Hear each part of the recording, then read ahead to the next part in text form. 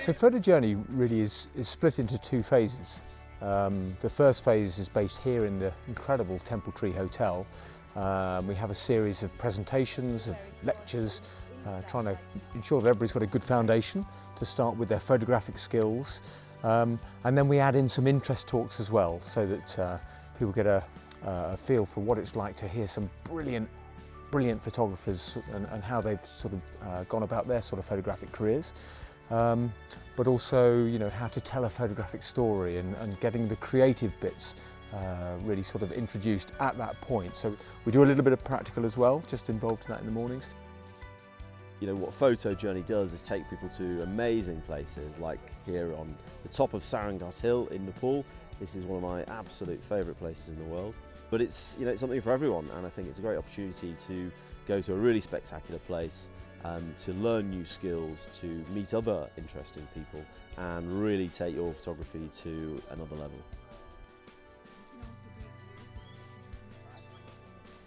That's beautiful. That is such a nice shot.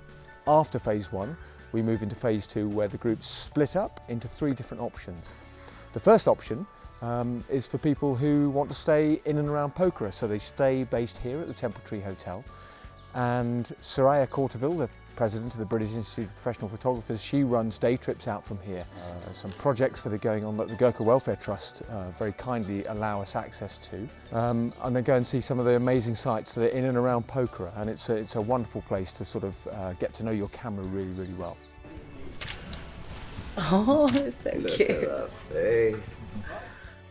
We went to a beautiful lake, we went to a school, we've been to amazing Nepali villages. We've all learnt off each other, so it's been a real kind of collaboration, and everybody's taught each other, everybody's brought their own skill set to the group, and it's been amazing for me, even as a leader coming here, that I've learned off my students, and it's been fantastic. The second option is with me, and I take a group of people up to a hill village. And this time we went up to Luang. The villagers have been so welcoming, and they are a brilliant subject material for us, whether it's a miller or a blacksmith or the school. For me, to introduce little projects for people to do and sort of get themselves involved with the villagers.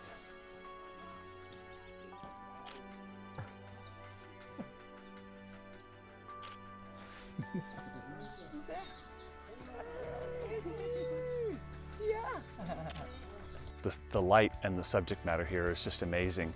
You know, you do a traditional photography course with classwork and coursework, and it's all, you know, theoretical, and you're learning great stuff and that sort of thing, but you're learning in an environment where you may not have access to this to be able to do what you need to do and practice those skills. So practicing the skills when you learn them, going out on a shoot and doing a shoot for details. We worked yesterday with this woman's hands down there, and a medal from the Second World War of her husband who died about 10 years ago. And it was fabulous to be able to just put those skills right away into practice and to see the results. And then in the evenings we download images and look and critique, and I've learned so much from the other participants here as much as I have from the instructors here. It's been really fabulous. We've been looking at those images coming off the back of the camera as much as anything else. It's been lovely to see that progress, and it's obvious. The progress is really, really obvious. It's really exciting actually when we get back in the evenings just to sort of compare images and see what people have managed to get.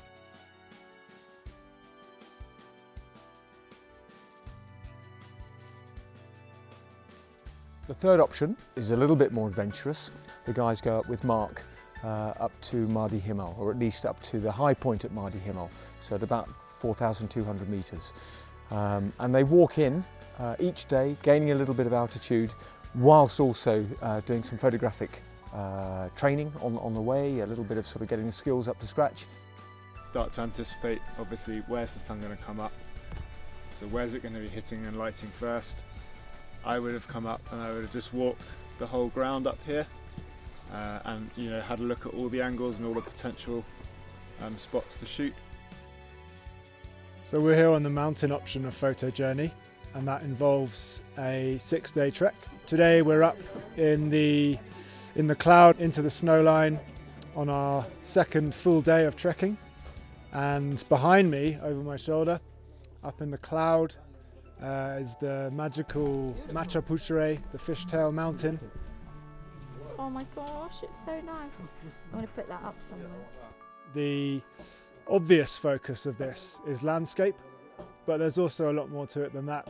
And we've got people taking some really beautiful portrait work in the kitchens, in the tea houses. People have been getting in there, befriending the chefs, and just really capturing some lovely, storytelling. We in Nepal, it's many different tribes. So if you travel through the one village to another village, you see the different culture. So that's quite something for everybody. Even for me, as a Nepalese, it's quite new for me. So every time I go and I see different, and that's something really good for what we do in the photography. Yesterday evening we were up here completely enshrouded in cloud, but then magic happened overnight. With the colder temperatures, that clouds just dropped away, dropped down into the valley below us, so we're sat above a huge inversion. So this morning, even before the given time, people were up and out because there was this amazing red line right the way across the sky here to my left, and just beautiful, beautiful moments for people to enjoy with their cameras, with their friends, quiet moments for themselves. So yeah, I mean, honestly, I don't think there's anything else like this. I've been trekking up here now for years, and just combining photography with that trekking to be able to come up here this high up in the Himalaya with these amazing mountains, clouds below us, great people around us. I mean, that's really what the essence of Photo Journey is.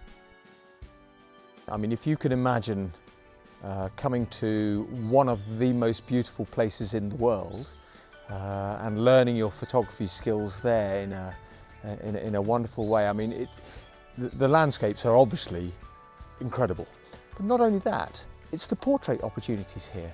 The Nepalese people love to have their photographs taken. They're beautiful people and they're friendly and their smiles are incredible. So whether you're up the mountain or in the village or even down here in Pokhara, you're coming across people and things to photograph. You are not stuck for something to practice your photography on. On the last day, we all gather together. We sit down and have a presentation, and each of the groups then presents their images that they've taken. And it's a wonderful opportunity for everybody to see what everybody else has been doing.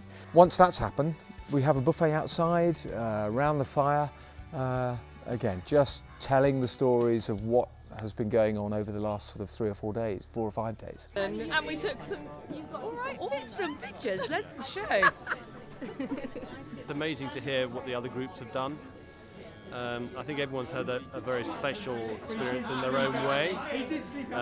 So it's made some of us want to come back a second time and maybe do one of the other options. It's been amazing. Top job. Well done, guys. There's a lot of situations I go away a lot where I'm away with different groups of people. I've never bonded as much with a group of people in this short space of time as I have done here. So as much as it's about the experience and the photography and everything like that, it's really the people that have made it. Learning from Soraya, learning from Johnny, for me has been hugely valuable. So it will be a new or additional string to the bow, if that's the right phrase, to take forward into my photography as well. They're going to come back with an incredible sort of memory of what we have done. We've been very remote. We've met some very, very interesting people.